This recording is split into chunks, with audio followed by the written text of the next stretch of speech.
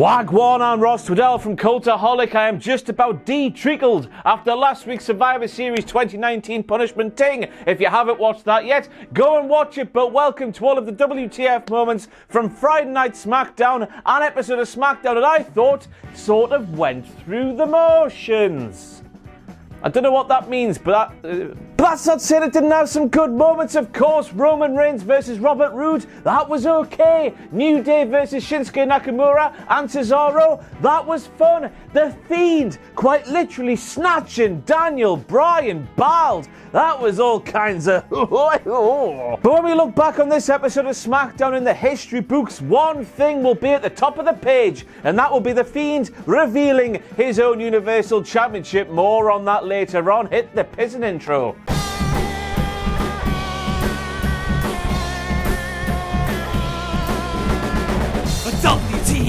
WTF! And we're kicking things off with this. Wankety wank, wankety wank, wankety wank, wankety wank, wankety wank, wankety wank, wankety wank. Hello and welcome back to Wankety Wank, the section of WTF moments where you, a sexual wank faison, point something out to me that I have missed, and I give you all the credit, because if I took the credit, that would be unjust, wouldn't it? So basically, Jim. And it's fair to say, isn't it, Jim, that Roman Reigns definitely put the reins on Rudolph. And then he murdered Rudolph. Now, I know I'm not American, and I know that's a massive shock to some of you, but even I, a very not American man, can see that Roman Reigns, by his face there, is clearly lying through his lips. He stood there on Friday Night SmackDown, right, and said that Thanksgiving means to him family, good health, and happiness? Give over, man, Roman. Everybody knows it's about food, booze, and fighting. Nothing else. Stop trying to be a noble big dog. And you're not gonna believe this one, boys and girls, but Roman Reigns also stood there on Friday Night SmackDown and called Braun Strowman the monster amongst men instead of the monster among men, even though those two words mean exactly the same thing. I know that some of you at home, if I didn't say what I've just said there, would have logged onto Twitter and called me some nasty names and would have hurt my feelings. So there, you can't do that now, even though none of this means anything. I hope you're happy. And then we had big baldy bastard Baron Corbin telling us what it was like for a king to enjoy Thanksgiving. He told us that he enjoyed the biggest, fattest turkey. He told us that he enjoyed the finest of all of the wines. Corbin drinks a little bit of the bubbly. Confirmed. Big baldy bastard Baron Corbin also told us that he has servants waiting on him, hand and foot. And while big baldy bastard Baron Corbin was saying these things, I momentarily closed my eyes, and when I did so, and when I heard big baldy bastard Baron Corbin talk about his turkey, talk about his servants, talk about his wine, I thought I was 5 years old back at a pantomime watching Widow Pissing Twanky or Cinderella or something like that. I should open my eyes. Basic bitch, horrible, easy, stereotypical, outdated crap from big baldy bastard Baron Corbin once again. This is not 1972 anymore, WWE. We have fully moved on from this kind of heel, haven't we? It's just crap. And then if it couldn't get even worse, big baldy bastard Baron Corbin said, if I drop my fork,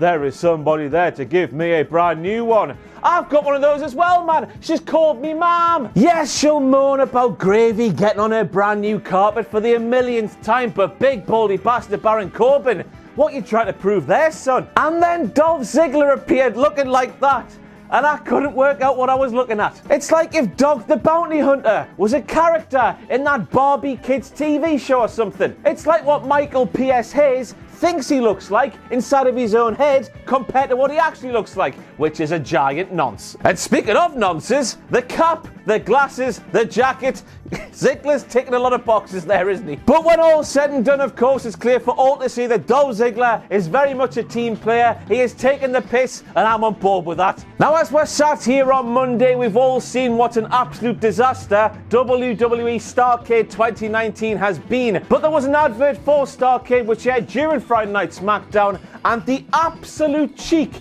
of a company like WWE to claim that Starrcade is where the past paves the way for the future is unbelievable. Yeah, WWE, man, your fetish for the past, pissing right in the eye of the present and the future, is bigger than any other fetish we've seen in humankind before, or ever, or whatever. I don't know. It's big though, isn't it? And there is a brand new unsolved mystery in WWE. Alongside such famous unsolved storylines such as what was in Colonel McSweaty Bollocks' lockbox, who threw the pie at Kevin Owens. On Friday Night SmackDown we had the question raised, who was eating a pizza during the show? If you let me know what you think below. And then we have the moment where Roman Reigns tipped the announcer's table onto Robert Roode, during which Michael Cole claimed that announce table weighed a ton. And I know he might have been speaking figuratively rather than literally, but when he said that, I had flashbacks to those 20, 100 million, £1,000 steel steps he spoke about years and years ago. But anyway, when the big dog toppled the big table, oh God, on top of Robert Roode, it knocked Michael Cole's mic off, and finally we had a big moment on WWE TV that was not ruined by Michael Cole screaming something bad at the top of his lungs, and it was lovely. They should really consider turning off Michael Cole's microphone all of the pissing time. It's way more effective not hearing that clown.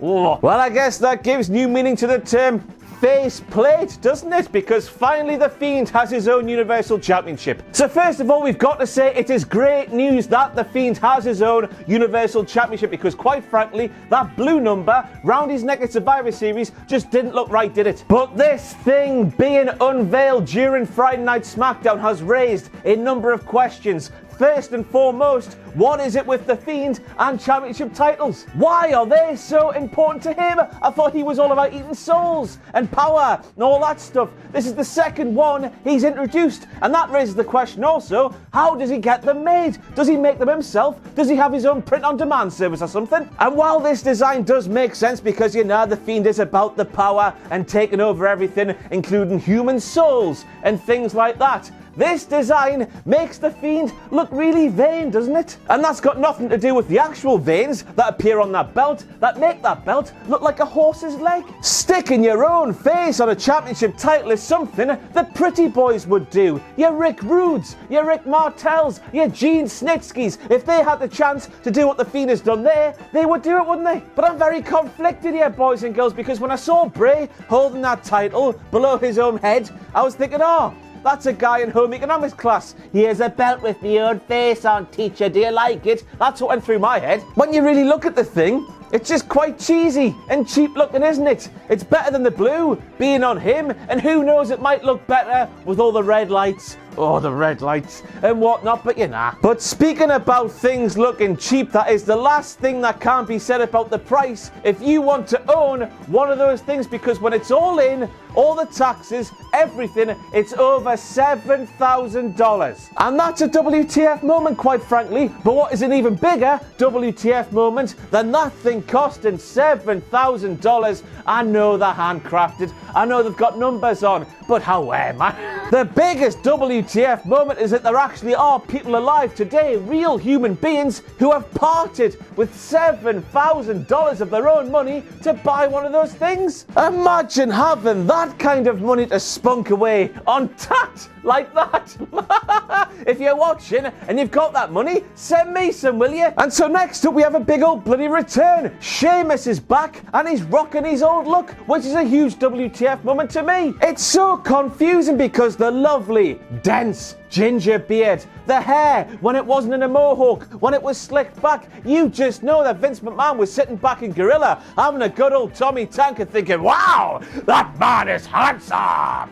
Just like Corbin. But it is great to see Sheamus back in a singles role, because I was worried WWE, being lazy, would go, oh, D-Bar, they were good for a while, let's just do that again, why the hell not? But no, Sheamus in a singles role, he's back with a big old bruising heel persona. Just give him that Intercontinental Championship, let him complete the set, and then let him retire, because I am sick of reading about Sheamus injury stories this year. There's been a lot. I'm worried about that man. Give him the title, let him retire. But if they do not work Celtic Warrior workouts into the Sheamus gimmick, I'm going home. For God knows how long now Sheamus has been training in the gym with his fellow superstars. He has been learning their game plans, their training routines, their strengths, their weaknesses. If he doesn't win every single pissing match, that guy's a feckin' idiot. Sasha Banks reads the dirty sheets confirmed. You're not out there for a rah-rah speech, sissy bunks, and you're gonna leave that stuff to Monday Night Raw, are you? That all got disproven by the people who were in that supposed rah-rah meeting, wasn't it, Sasha? Why are you bringing it up? And then we have a direct quote from Sasha Banks, who said, a strong leader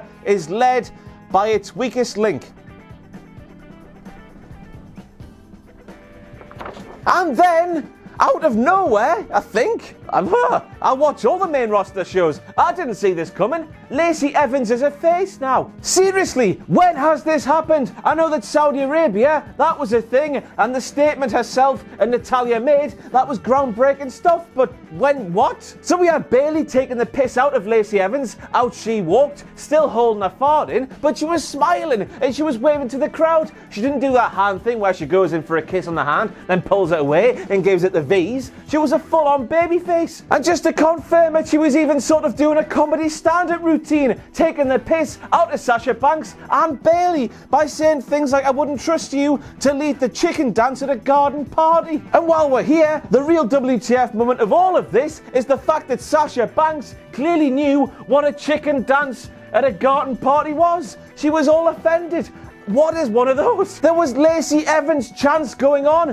What? What? Ooh! But then WWE went back to being WWE and did a thing where they banked on us fans, forgetting things we had seen with our own eyes very recently. Lacey Evans wants to become the leader of the SmackDown Women's Division because she is a lady who wouldn't tap under the pressure like Bayley did at Survivor Series. How many times did Becky Lynch make Lacey Evans tap over the summer? How many times did Natalya make Lacey Evans tap in the autumn? Oh, and did you know that the story of Thanksgiving you were told at school was completely Pete Tong? All kinds of wrong. Thanksgiving isn't about the pilgrims and the natives, it's about the muscle men and the reptilians. You learn something new every day. And that would appear to be a satanic goat. Does Bray Wyatt intend to sacrifice Daniel Bryan? If he does, somebody should see that and bloody try to stop him. Now, I was watching that muscle man dance rap ting and that thing there caught my eye. One question, of course, who is that? Is that indeed the higher power? Son of a bitch. Is that the higher power coming back? Is that what Liv Morgan's going to look like alongside Bray Wyatt? So many questions. I hope they get answered. And next up we have a promo that will be looked back on in the history books alongside the likes of Dusty Rhodes' Hard Times, Austin 316, the time Tamina repeated everything Charlotte Flair just said like 2 seconds after Charlotte Flair said those things, as we had Mandy say to Nikki Cross, wait a second now, I don't usually like to make fun of the way people look, but Sonya, look at her. She looks like a cold plate of Thanksgiving leftovers. And that made me just fall back in my chair, question every single life decision I have made up until this point, and just think about, there's a guy who was working for WWE collecting a wage packet from WWE who handed Mandy a sheet of paper with that promo written on and said, how Mandy, that's a bloody good line, that is. That's good. Proverbial. Go out and say that on SmackDown and the people will boo you. And then Alexa Bliss came back, and considering this is the first time we've seen her do the wrestling things inside the wrestling ring since October the 6th at Hell in a Cell. Dub moment, that. Dub moment. WTF moment. Made a grave mistake, Corey. So next up we have Corey Graves talking about Alexa Bliss and Nikki Cross, and he said the phrase crisscross applesauce. Where the hell have I heard that in professional wrestling recently? Oh yeah! What the... And next up we have the shocking realisation that Drake Maverick is a pest with a death wish. Dana Brooke was stood backstage, presumably sexting with Dave Bautista, yet a married man walked up to her and said, "Oi there, love." I can't do a Birmingham accent, so I won't bother. Let's neck on under the mistletoe. That is the woman Dave Bautista fancies Drake Maverick, and he, I don't know if you've heard, he walks alone inside a pit of danger. Not a pit of unicorns or fluffy bunnies. Danger! What you doing, you knob? Are you sure that's a happy birthday? And then we had Big Dick Tony throwing up the fingers and calling for VAR, and do not give them any ideas, Cesaro. I know I moan about WWE only doing that thing where a referee who was sat backstage sees the referee in the ring do something wrong and then send them out to correct the referee inside the ring like once or twice a year when they should be doing it every single time or never at all. But VAR has ruined football. I know it had a great weekend this weekend with Everton and whatnot, but it's ruined football, so don't let it ruin professional wrestling even more. And then we have to make a WTF moment as well. We had the Fiend literally snatching Daniel Bryan bald. And as I look down to the floor here, I've actually found Daniel Bryan. Here is Daniel Bryan. It wasn't just a sassy catchphrase said by Naomi a few times. Bray actually did it. But this had me thinking, if Daniel Bryan appears next week on SmackDown or at TLC looking like that with Final Countdown as his theme, I might just shed a tear. But that's it for your WTF moments from Friday Night SmackDown. It was good in places. It was really boring in others. Goodbye from me and Daniel Bryan. Wave, Daniel. Thanks for watching. Let us know what you think in the comments below. You can follow us on Twitter at Cultaholic. You can find us on Facebook at facebook.com/Cultaholic. And if you enjoy what we do here at Cultaholic, you can play us to our Patreon page, patreon.com/Cultaholic. Hit subscribe and join us